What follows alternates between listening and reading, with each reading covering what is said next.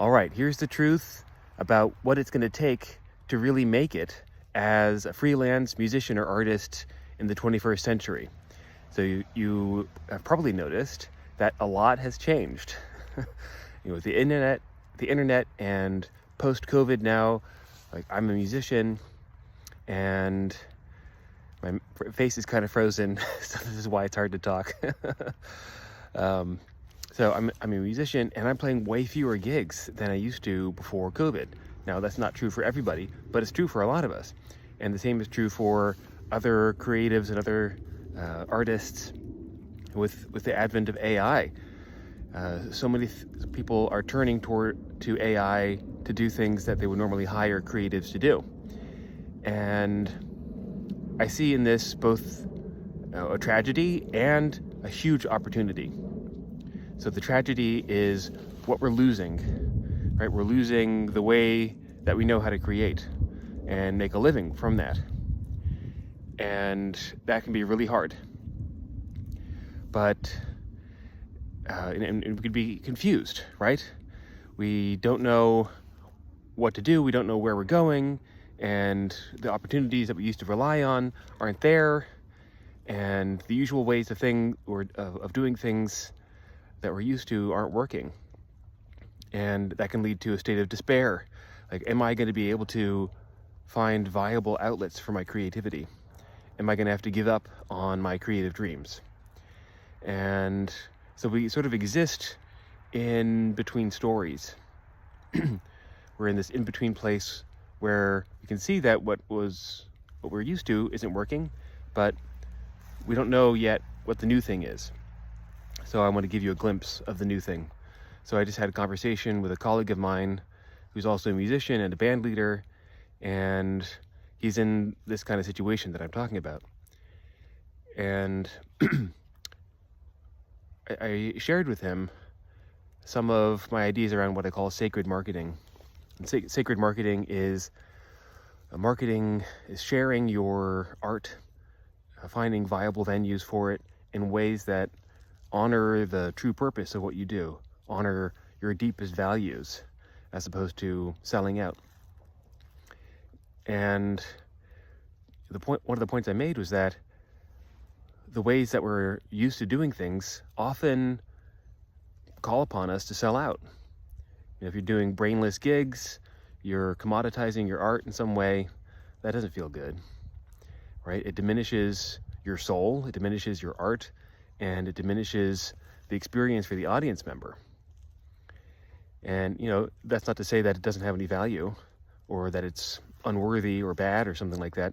It's just that it has that effect, or at least it tends to. And the answer is to get back in touch with something you really value,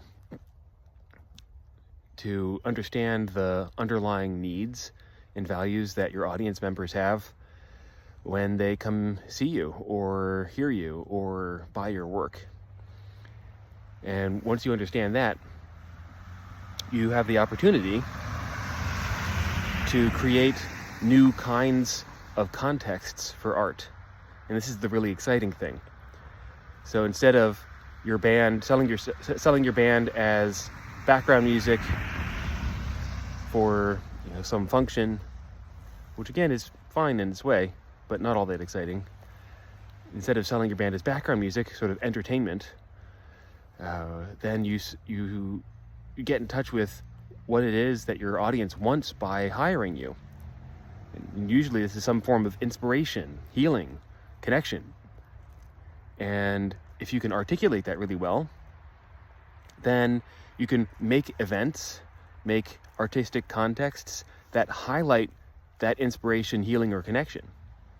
And that's pure gold, because then you're doing several things at once. Your artistic soul is going to thrive in those contexts because you're doing something that your soul really longs to do. To sell yourself as entertainment or a maker of luxury items diminishes your soul, diminishes your gifts, diminishes your art. But to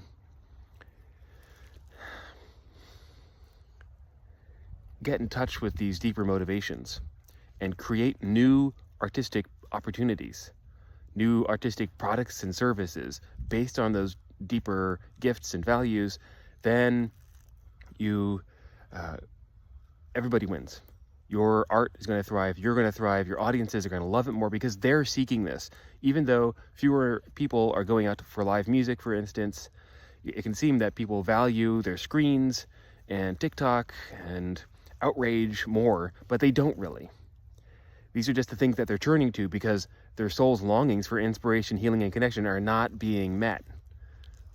You can meet those, but you have to get creative about it. You have to understand exactly what they're looking for and use their own words in your promotional materials and use those deep values to create new, unseen forms of artistic expression. This is possible. This is one glimpse into the future of the arts, of making a living as an artist, having that be viable. Not just viable, but so fun and satisfying and enlivening. Think about what could happen if you do this consistently. You're going to feel so much better. You're going to be making more money. Your audiences are going to love it. You'll be doing such a service to yourself, your art, to them, to the world around you. All right. Let me know what you think about that. Talk to you soon.